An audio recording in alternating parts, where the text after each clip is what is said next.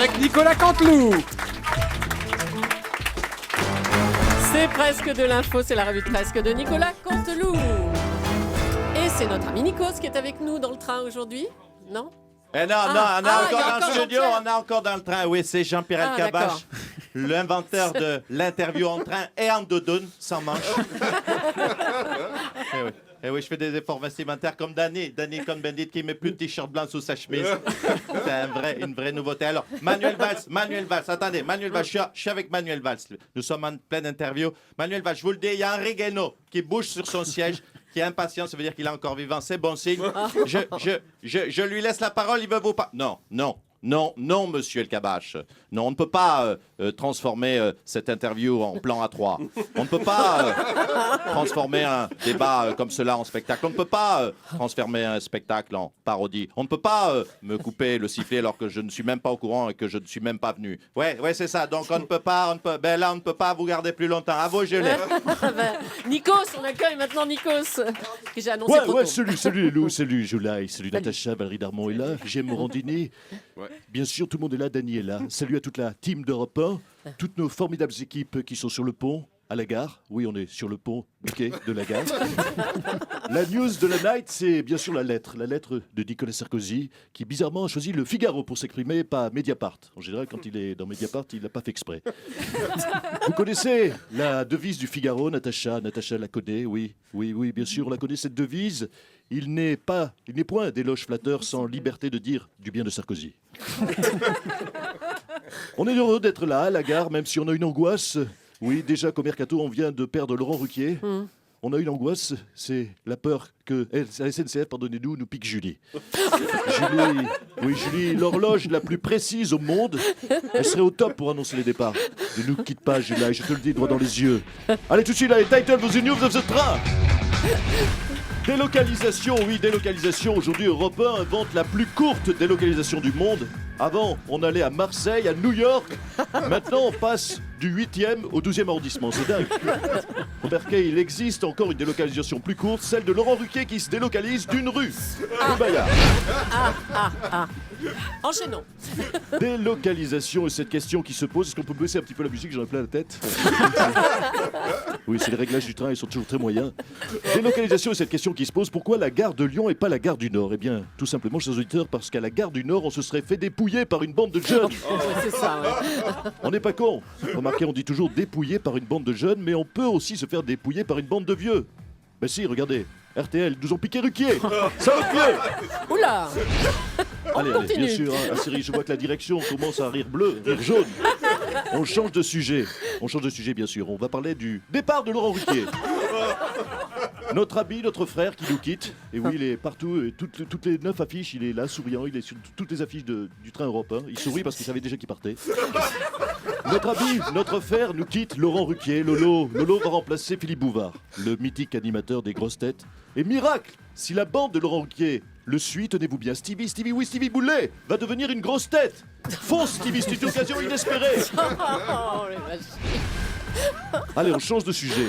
Guerre froide entre Europe 1 et RTL à la suite du départ de Laurent Ruquier. Oh non. Non, je déconne. Je Nicolas. vois que Laurent Lamias s'est écroulé, il a fait une crise cardiaque. Non, l'Union européenne, c'est la guerre froide, s'inquiète des représailles de Moscou. Attendez, je comprends plus rien. Il faut que Jean-Pierre Elkabbach ou Natacha m'explique. Quoi? Je rappelle la genèse du conflit. Dany, expliquez-moi. Poutine envahit la Crimée, petit 1. En 2, l'Union européenne lui dit c'est pas gentil et du coup c'est lui qui va nous casser la gueule. C'est le monde à l'envers, non? Ça doit être ça, Nikos. C'est beaucoup moins drôle que les vannes de Ruquier. Ouais. On est donc... on en est où? On va passer au test de grossesse. C'est plus léger, ça vous concerne? Ouais. Oh, les vacheries s'enchaînent ce matin. Test de grossesse en pharmacie, oui, c'est une opportunité. Les filles, ils sont à 7 €. Ils sont à 7 € en pharmacie, mais ils sont à 1 € chez Leclerc. C'est bien, bravo. Je dis merci Leclerc. Mais Leclerc s'occupe aussi de l'avant-test grossesse. Les robes de chez Leclerc sont un excellent moyen de contraception. Vous le savez, si vous avez acheté des robes chez Leclerc, je crois que dans le public, il y en a quelques-unes. Les robes de chez Leclerc, excellent moyen de contraception. Je parle bien sûr des robes des supermarchés Leclerc, pas des robes de Julie Leclerc. Merci de préciser. Mais Leclerc s'occupe aussi de l'IVG à prix compétitif. En effet, au rayon entretien, la boîte de pastilles Javel est à 6,40 €. Profitez-en. Alors au début, ça picote un peu, mais en général, ça marche très bien. Oh là là là là. Allez, nous sommes au Gare de Lyon, une annonce de notre hôte. La SNCF. Le train Laurent Ruquier partira de la rue François 1er pour rejoindre la rue Bayard. Il quittera Europe 1 jusqu'au terminus RTL. Nous espérons que les auditeurs d'Europe 1 ne monteront pas dans le train. On enchaîne. Allez, un petit point météo avec Laurent Cabrol. Bon, c'est pas très drôle, hein, les blagues sur Laurent. Moi, je l'aimais bien, Laurent, c'est quand même très triste hein, comme nouvelle. Bon, oui, un vendredi matin, donc je vous passe que dans la gare de Lyon, on croise beaucoup de bobos, hein, beaucoup de bobos qui attendent leur train pour Avignon. Ouais, les bobos, les bourgeois bohèmes. Hein. Ah non, c'est pas les bourgeois bohèmes, c'est les bourgeoises. Hein. Alors, je vous explique, hein, les bourgeoises, parce qu'il y a longtemps que Dany n'en a pas vu. Hein. La bourgeoise a un petit pantalon beige, des tennis très blanches et un carré Airbus, hein, une petite valise à roulettes, lancelle, et elle prend son train donc destination pour les Alpilles.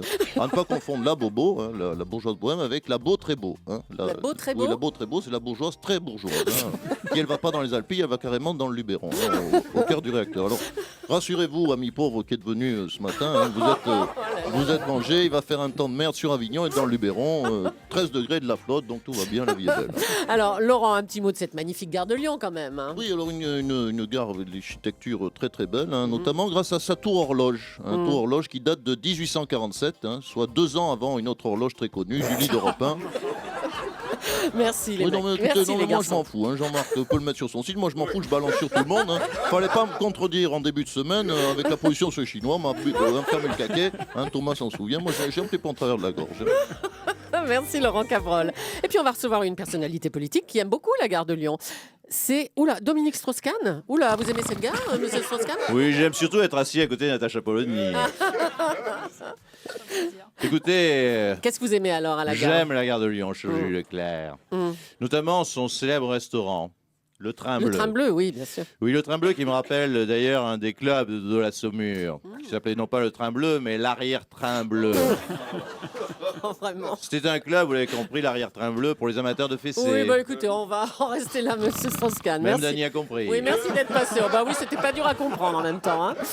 Ah tiens, je vois qu'Angela Merkel nous rejoint dans le train Europe 1. Angela Je suis heureuse. J'ai mon soto à ma droite et mon Dany devant. Oh, guten Tag, Herr Julie, mon petit Kinder Soto. Comment ça va? Oh, alors il faut se déplacer pour voir ta surprise, mon Kinder Soto. Dis donc, Kinder Soto, je suis très en colère. Pourquoi la gare de Lyon et pas la gare de l'Est pour venir me voir à Berlin? Mais on n'a pas osé. Pourquoi tu ne viens jamais me voir? Oh, mais calmez-vous, madame Merkel. Il est tout gêné, Thomas. allons. Non, je suis content d'être là, moi. Oh. De toute façon, j'ai pris une décision, Julie. Oui. Regarde mon ventre, Quoi? mon petit bidon. Mais, Tu ne remarques rien? bah, si, il est plus gros que d'habitude. Vous êtes enceinte? Mais non, mais non, pas enceinte, même le train ne veut pas me passer dessus.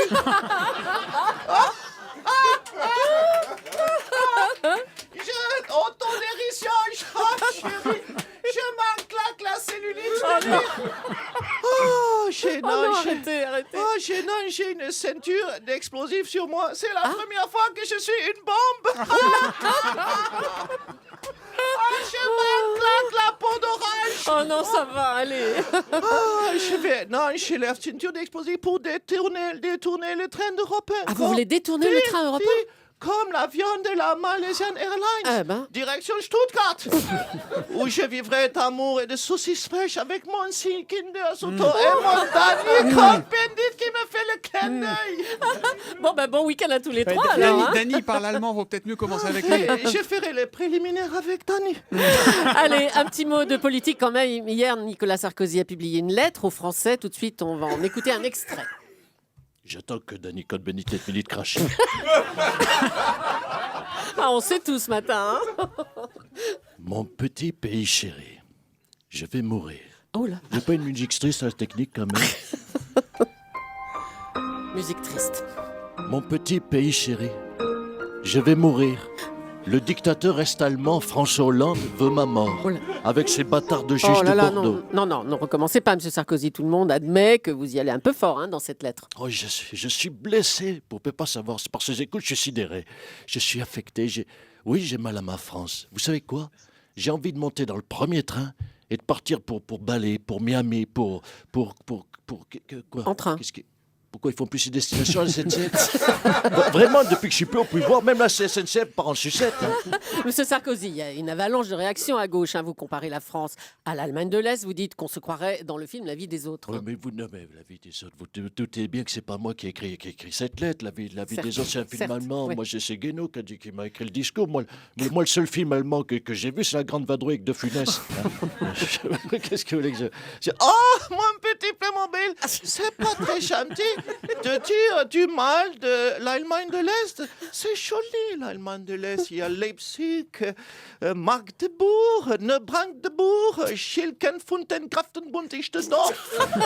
Et puis à propos de l'Allemagne de l'Est, il ne m'a toujours pas soulevé mon petit rideau de fer. C'est bon, bah, on a compris. Allez, bon, c'est bon, monsieur Sarkozy. Et puis il passe nous voir pour le sommaire de son émission.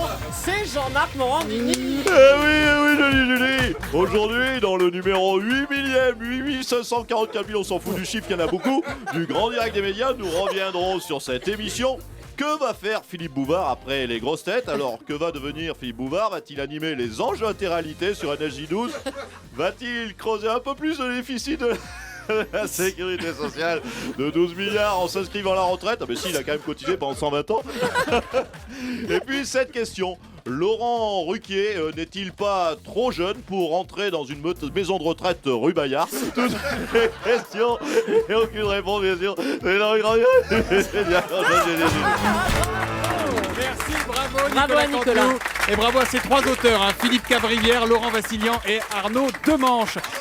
Christiane Taubira. Qu'est-ce qu'il y a, Kinder Soto? Vous êtes arrivé en courant là, dans le train en point de vue. qu'est-ce Il paraît que que vous êtes en c'est colère contre Nicolas Sarkozy. En gros, il dit que vous ne pouviez pas ne pas savoir pour les écoutes. Ne pas savoir quoi? Bah, ce que vous saviez. Non, je ne savais rien. Je ne pouvais pas savoir ce que je savais. Pour la bonne raison que je ne savais pas ce que je savais. Parce que si j'avais été au courant de ce que je ne savais pas, je n'aurais jamais dû savoir ce dont je n'aurais pas dû être au courant. Voilà, hein, c'est clair. Bon, maintenant, vous n'avez plus qu'à mettre Laurent Ruquier sur cette phrase, ça va l'occuper tout le week-end. Là, c'est beaucoup plus clair. Merci et bravo encore à Nicolas Canteloup, qu'on retrouvera en direct sur Europe 1 juste avant 9h moins le quart.